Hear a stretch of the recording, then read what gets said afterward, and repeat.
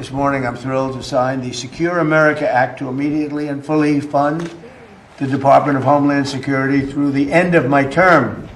So we won't have that to be talking about anymore, That's Lisa. good. No, we will not, sir.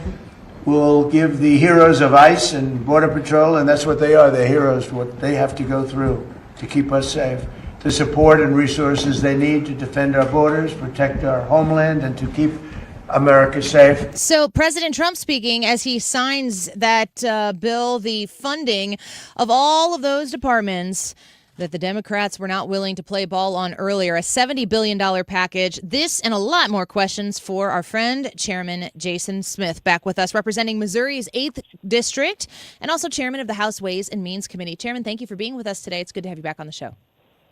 It's great to be with you, Annie, as always. So it's a big day. $70 billion package goes to President Trump's desk, is signed. ICE is funded through the end of his presidency. Now, this was a big, big pressure point for the Democrats, and they were willing multiple times to shut the government down. We remember the TSA debacles that were taking place, people trying to fly from here to there across the country. The Democrats shut it down, and today the president signed what he asked for and maybe a little bit more. What did the Democrats get out of this shutdown? They got suffering on Americans. I am so ashamed, Annie. I'm so ashamed of my Democrat colleagues that I serve up here. They shut down the border and customs and ICE for 115 days.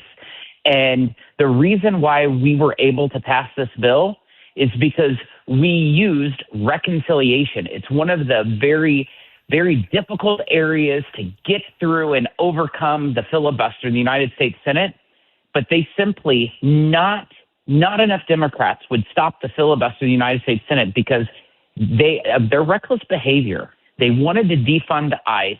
That is what their party has become, the party against law and order, the party of complete and open and porous borders. It's unacceptable. I mean, this election cycle, people really are looking at whether they want normal or do they want absolutely crazy, because every Democrat I serve with up here is absolutely beyond crazy. Jason Smith, Congressman Jason Smith, speaking with us right now, Missouri's 8th District Representative. I'm grateful that we have gotten this signed and done and we can move on past this, and that the business of Congress can turn to other issues that are very important to the American people. And I think that fraud is something that in an incredibly bipartisan way, there are a lot of Americans leaning into what various representatives, of course, the vice president, are looking to investigate and uncover regarding fraud. You specifically had a hearing to talk about the hospital system and some fraudulent behavior that might be existing there. Can you tell us what you've discovered? You know, there's fraud in so many areas of government, and we've been looking at it in numerous fronts. One that we discovered, Annie, is in hospice fraud. And what was so disturbing, we actually had a young lady who came before us at the Ways and Means Committee and said that she was going in for physical therapy, but was denied physical therapy simply because she was on hospice. Someone illegally enrolled her on hospice for like over a year. And that's how she found out. This was in Los Angeles. And as we dug even farther, there was over 500 hospices that have now been shut down by President Trump, thankfully. One of those hospice headquarters was a burrito stand in Los Angeles. One was a tire shop. Like, the waste, fraud, and abuse in the system is unreal, whether it's the daycare fraud in Minnesota, the durable medical equipment in Miami. Like, we've been investigating it, but we did bring the hospitals in. And people can abuse tax dollars in multiple ways. And it was quite interesting. We brought in the CEOs of some of the largest hospital entities. One of them that was before our committee was New York Presbyterian. And we had their CEO that came in, and I asked them a simple question. I was like, why are you all designated as a rural hospital, classified as a rural hospital, but you're on 68th Street in Manhattan? I don't know any farms I don't know any farms other than Central Park in New York City, but they were abusing the system. And I said, why are you doing this? Because we can. And so this is the kind of stuff we have to pay attention to, because they're taking away dollars for rural health care and using it in big cities that are well funded to begin with. Ugh. It's disgusting. I mean, the American people who are hearing that, the reason why this particularly frustrates me, and I'm sure you, as you've dug deep into this, is when are you more vulnerable than when you need a hospital bed? You do anything to get better. I'm reading from your statement here, Chairman Smith, to the hospital system CEOs. Just a quote from here. Hospitals with more than 100 beds have a higher profit margin than Delta Airlines, Target, or Disney. Turns out charging an arm and a leg for healthcare is more lucrative than the happiest place on earth. How do they get away with this? You know, it's because a lot of people just turn their head and let it happen. Let me give you an example of something that came up during that hospital hearing. We had an example of a person in Florida who had to go in for an emergency CT scan, and they were billed over $13,000 at the hospital for that emergency CT scan. They had to do a follow-up CT scan after they left the hospital, and they went to a private facility for it. It cost them $79. Oh my gosh! You look at $13,000 to $79. We had a family in California that their toddler got snake bit. The hospital billed them over $300,000 for a snake bite. because they can. And people wonder why healthcare and health insurance is going out of whack. I mean, the whole system is broken. And we're going to have to continue to chip away at the issues, the waste, the fraud, the abuse that's going on in different areas, because ultimately it is every one of your listeners that is facing the brunt end of their healthcare costs going up. Okay, so let me wrap my little pea brain around what we're talking about here. Specifically, let's go with this Florida person. Emergency CT scan, hospital billed them $13,000. The follow-up scan, they went to a location that cost $79.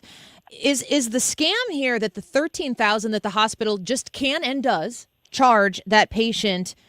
Does the insurance company pay that money to the hospital? Does the patient pay that money to the hospital? Does it get, maybe some financial assistance and it gets cut in half, which is still astronomical? Where does that $13,000 come from that causes them to continue to do this over and over again? Because I can imagine that not everybody out there who's getting that scan, that CT scan, is going to be able to come up with those $13,000. They're not. It's so discretionary. In every case-by-case situation, they treat differently. It's not uniform for every person, whether it's someone who's covered by health insurance, someone who's covered by Medicare, someone who's private pay, or they just don't have insurance altogether. They're all treated differently, which is just madness. And that's what you're seeing. Let me tell you a personal example that I had. Like, I went in, Annie, to a local pharmacy in a grocery store in Missouri, okay? Like a basic, and I had ran out of a generic drug that has been around on the market for decades. And I had it filled, and whenever they were ringing it up, they were like, "Do you have insurance?" And I'm like, "I do have insurance, but I can just pay the $20 or whatever it is." Well, they rung it up. It was $960. Oh my gosh. For a generic drugs. And I was like, oh, hold on. Let me give you my health insurance. Yeah. And then it was $1.60. $1.60. You cannot tell me, Annie, that it is okay for those different pharmacies to charge so much more for someone who's a cash payer versus someone like that is an insurance. It's not right. And so the whole problem is broken. And so that's why I brought in the 5 largest health insurers. I brought in some of the largest hospitals. Now I'm bringing in the drug manufacturers, because we got to look at every aspect of healthcare and clean some house. Speaking with Chairman Jason Smith, the chairman of the House Ways and Means Committee. I'm thinking about this as somebody who I've had a few surgeries. I've had 4 babies, so I have a little bit of experience, but I don't have a chronic situation that causes me to go back, or I'm not in the prescription. I don't have to have a lot of prescription drugs. So I don't live in that world, but I hear about people who do, and it's such a ruse. Like, everybody feels like they're being scammed. And I don't know who is all on the take. It sounds like you're saying that these hospitals are profiting greatly, that the insurance companies are profiting greatly. And it just is somewhat random as to how they're going to ding the patient at the end of the day. And again, I go back to the idea that these are people who are desperate. You will do anything to protect your health. So they're so vulnerable. It's kind of a hostage situation. In order to fix this problem, does the whole thing get scrapped and you start from scratch? Is there a way to modify what we're doing right now and solve this problem? What is the solution? I'll tell you, healthcare has the strongest lobbying arm of anything that I deal with in Washington, D.C., and that is I deal with the tax code. So that should tell you, like, how massive the healthcare interest is. Everyone has their carve out, whether they're the hospitals or whether they're the health insurers, whether the drug manufacturers, whether they're the medical device manufacturers. Like, there's a carve out for everything. But I tell you, one of the biggest issues, in my opinion, is the vertical integration within the healthcare system. I had the 5 largest health insurers come before our committee, and I asked them a couple questions. I was like, do you all own PBMs? They raised their hand, all of them. Do you all own pharmacies? They raised their hand. Do you own medical practices? They raised their hand. One raised their hand for owning a bank. A bank. These are not health insurers. These are healthcare empires. And when they own every aspect of healthcare and they negotiate with themselves, who loses? Yeah, it's the patient. Every time. It's your listeners. And there's so many things like that are broken. I gave you the example of the emergency CT scan in Florida. Do you know, based on how the law is, that hospital that charged the $13,000 for the emergency CT scan should go buy up that private practice that charged $79, because if they buy it, then they can charge $13,000 at that private practice because they're in the hospital network. This is wrong. Yeah, it does. And the patient needs an advocate out there. It's good to see, Chairman, that you are taking this up as an issue that you're focusing on. Is this an issue that you find that the Republicans are hot after? Is it one that the administration is hot after? Yes, Republicans are very focused on it. That's why we're pushing it. President Trump, and I'll tell you, the CMS director, Dr. Oz, has been a great partner looking into the waste, fraud, and abuses within the healthcare system. And also Secretary Kennedy within HHS has been extremely helpful. But there's so much work to do. And I'm trying my best to get my Democrat colleagues to also join in, because this is affecting all of us.